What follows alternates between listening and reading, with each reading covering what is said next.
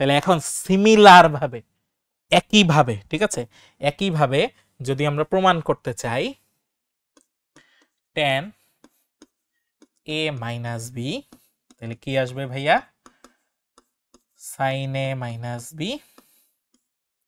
cos a minus b। তাহলে এগুলারও formula বসাবো, তাহলে কি আসে? sin a cos b minus cos a sin b। নিচে কি আসে?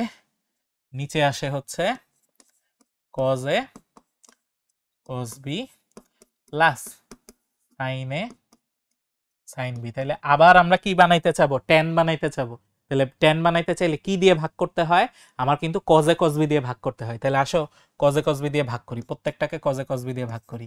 তাহলে sin a cos b divided by cos a cos b minus cos a sin b, নিচে আসে ভাইয়া cos a cos b, পুরাটার নিচে cos a cos b ভাগ হবে cos a cos b plus sin a sin b, নিচে আসে cos a cos b।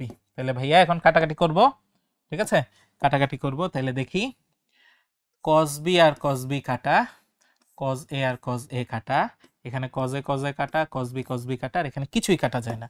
তাহলে আমার ফাইনালি কি আসে দেখো তো ভাইয়া?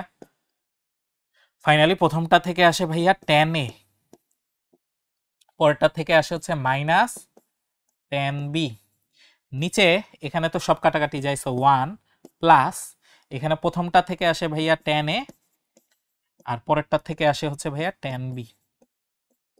তাহলে আমরা যেটা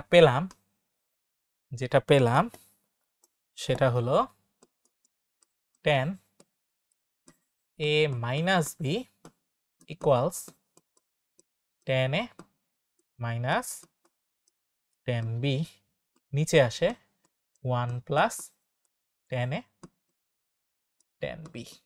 তাহলে ভাইয়া এইটাও আমার আরেকটা ফর্মুলা, খেয়াল করো, এইটাও আমার আরেকটা ফর্মুলা। তাহলে আমরা এক্সট্রা আরো দুইটা ফর্মুলা পাইলাম। কি কি পাইলাম ভাইয়া? tan a plus b equal to কি আসে? tan a plus tan b, নিচে হচ্ছে 1 minus tan a tan b, আর এইখানে হচ্ছে উল্টা, tan a মাইনাস b কি? উপরে মাইনাস নিচে প্লাস, উপরে মাইনাস নিচে প্লাস। ইনফ্যাক্ট এটা কিন্তু আগেরটার থেকে পাওয়া যেত, এটা কিন্তু কিসের থেকে পাওয়া যেত? আগেরটার থেকেই পাওয়া যেত। আমি যদি এইভাবে করতাম tan a minus b equal to tan, খেয়াল করো, a প্লাস মাইনাস b এরকম আসতো, তাহলে কি লিখতাম? tan a plus tan b, কিন্তু সাথে একটা মাইনাস হবে, নিচে আসতো 1 minus tan a tan b, ঠিক আছে। তাইলে আমরা কি জানি? আমরা জানি tan এর ভিতরে যদি ভাইয়া নেগেটিভ থাকে, ওই নেগেটিভটা কোথায় চলে আসে? সামনে চলে আসে, ওই নেগেটিভটা সামনে চলে আসে, ঠিক আছে। তাহলে ভাইয়া সামনে যদি চলে আসে তাহলে চিহ্নগুলো উল্টায় যাবে। তাহলে ফাইনালি কি আসে? tan a minus tan b divided by 1 plus tan a, sorry হ্যাঁ 1 plus tan a tan b। তাহলে এটা হচ্ছে আমার ফর্মুলা। তাহলে খেয়াল করো, সাইনের দুইটা ফর্মুলা পাইলাম, কজের দুইটা ফর্মুলা পাইলাম, টেনেরও কি পাইলাম? দুইটা ফর্মুলা পাইলাম। আমরা যদি একটু মার্ক করি তাহলে এটা হচ্ছে, দেখো আমরা একটু রিক্যাপ করি। তাহলে এই যে সাইনের দুইটা ফর্মুলা, এই যে কজের দুইটা ফর্মুলা, এটা হচ্ছে টেনের প্লাসের ফর্মুলা, এটা হচ্ছে টেনের মাইনাসের ফর্মুলা। তাহলে নেক্সটে আমরা কি শিখবো? নেক্সটে আমরা শিখবো হচ্ছে কটের ফর্মুলা।